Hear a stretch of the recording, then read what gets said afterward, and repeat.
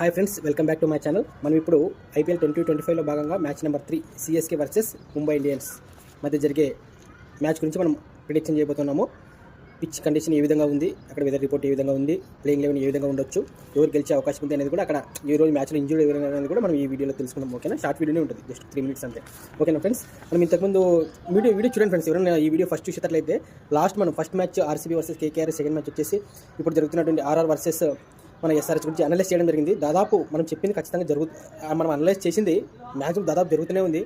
దయచేసి నా videos first time చూసినా కూడా నన్ను లైక్ చేయండి ఫ్రెండ్స్. ఈ వీడియోస్ని లైక్ చేసి నన్ను సపోర్ట్ చేయండి, వీడియోస్ షేర్ చేసి నా ఛానల్ కూడా సబ్స్క్రైబ్ చేయండి ఫ్రెండ్స్. ఓకేనా, ఇప్పుడు వీడియోలోకి వెళ్తే సిఎస్కే వర్సెస్ ఎంఐ చేపాక్ స్టేడియంలో, చెన్నైలోని చిదంబరం స్టేడియంలో జరగబోతా ఉంది ఇప్పుడు 7:30కి. ఓకేనా ఫ్రెండ్స్, ముందుగా ఈరోజు ముంబై ఇండియన్స్ టీం గురించి మాట్లాడాల్సి వస్తే ముఖ్యంగా వాళ్ళకి మెయిన్ డ్రాబ్యాక్ ఏంటంటే బుమ్రా లేడు, వాళ్ళ బ్యాక్ బోన్ అనమాట లేడు. ఈరోజు హార్దిక్ పాండ్యా కూడా ఆడడం లేదు.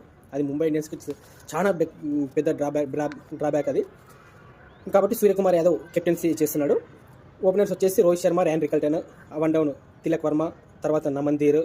వీళ్ళు చాలా మంచి ఫామ్లో ఉన్న ప్లేయర్స్. ఎందుకంటే టాప్ 4 వచ్చేసి చాలా స్ట్రాంగ్ ఉంది. నలుగురిలో ఒకరిద్దరు నిలబడినా కూడా మన హిట్ మ్యాన్ కూడా చెప్పేదేముంది, స్కోర్ దూసుకుని పోతుంది. తిలక్ వర్మ కూడా అంతే. రికల్టన్ కూడా మంచి బ్యాట్స్మెన్, గుర్తుపెట్టుకోండి ఫ్రెండ్స్. రికల్టన్ కూడా చాలా మంచి బ్యాట్స్మెన్, లెఫ్ట్ హ్యాండర్. తర్వాత వికెట్ కీపర్గా రాబిన్ మింజ్ వచ్చే అవకాశం ఉంది.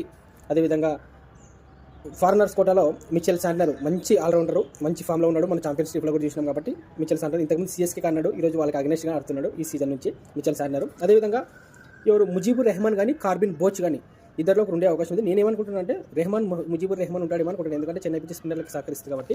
అదేవిధంగా ట్రెంట్ బౌల్ట్ ఇంకా చెప్పాల్సిన అవసరం లేదు. ట్రెంట్ బౌల్ట్ మంచి మంచి యాక్షన్, ఇది మంచి ప్లేయర్ని పిక్ చేస్తున్నారు. దీపక్ చహర్ ఈయన కూడా అంతే సేమ్. ఇంతకుముందు సిఎస్కే అన్నాడు, ఇప్పుడు వాళ్ళకి ఆపోజిట్గా ఆడుతున్నాడు. నెక్స్ట్ అర్జున్ టెండూల్కర్ ఆడాడు.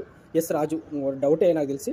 విఘ్నేష్ రుతర్, ఇంకా మిగతా వాళ్ళు బౌలింగ్ కొంచెం వీక్ ఉన్నట్టు, అంతా కొత్త ప్లేయర్స్ అనమాట. వాళ్ళు మెయిన్ హార్దిక్ పాండ్యా లేడు, బుమ్రా కూడా లేడు కాబట్టి కొంచెం మిగతా వాళ్ళు డిఫరెంట్గా ఉన్నారు. కొంచెం బౌలింగ్ కూడా 2-3 ప్లేయర్సే చెప్పుకోదగ్గ ప్లేయర్స్.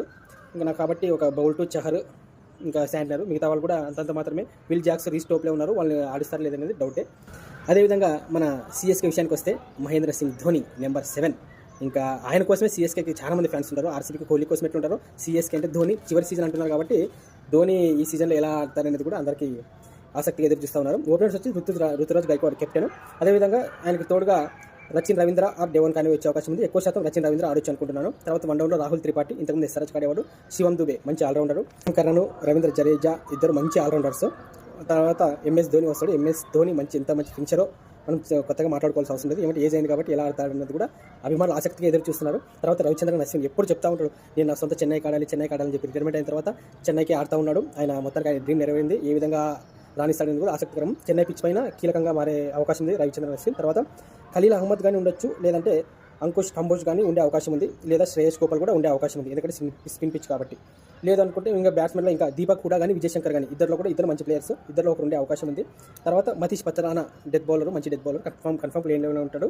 తర్వాత నూర్ అహ్మద్ కూడా ఉండే అవకాశం ఉంది ఫారినర్ కోటాలో, ఎందుకంటే పిచ్ స్పిన్కి అనుకూలంగా ఉంటుంది కాబట్టి. ఓకేనా ఫ్రెండ్స్, ఒకవేళ నూర్ అహ్మద్ ఉన్నాడు అంటే జెమీ ఓటన్ ఉండడు.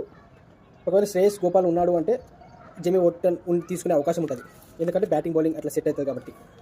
ఓకేనా ఫ్రెండ్స్, మనం మాట్లాడుకున్నాం కదా. కాబట్టి సిఎస్కేలో పెద్ద ఇంజురీస్ అయితే ఏం లేవు. ఎంఐలో అయితే హార్దిక్ పాండ్యా లేడు, బుమ్రా లేడు, కాబట్టి వాళ్ళకి పెద్ద డ్రాబ్యాక్ అది.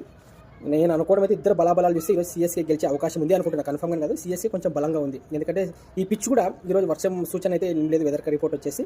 అదేవిధంగా ఈ పిచ్ వచ్చేసి కొంచెం బౌలింగ్కి అనుకూలించే అవకాశం ఉంటుంది, భారీ స్కోర్లు అయితే నమోదు కావు. కాబట్టి చూద్దాం, నాకు తెలిసి సిఎస్కేనే స్పిన్ పరంగా కానీ బౌలింగ్ పరంగా కానీ కొంచెం స్ట్రాంగ్ అనిపిస్తుంది కాబట్టి సిఎస్కే గెలిచే అవకాశం ఉంది అనుకుంటున్నాను. చూడండి ఫ్రెండ్స్, నా వీడియో లైక్ చేయండి, షేర్ చేయండి, సబ్స్క్రైబ్ చేయండి ఫ్రెండ్స్. ఓకేనా, థ్యాంక్ యూ.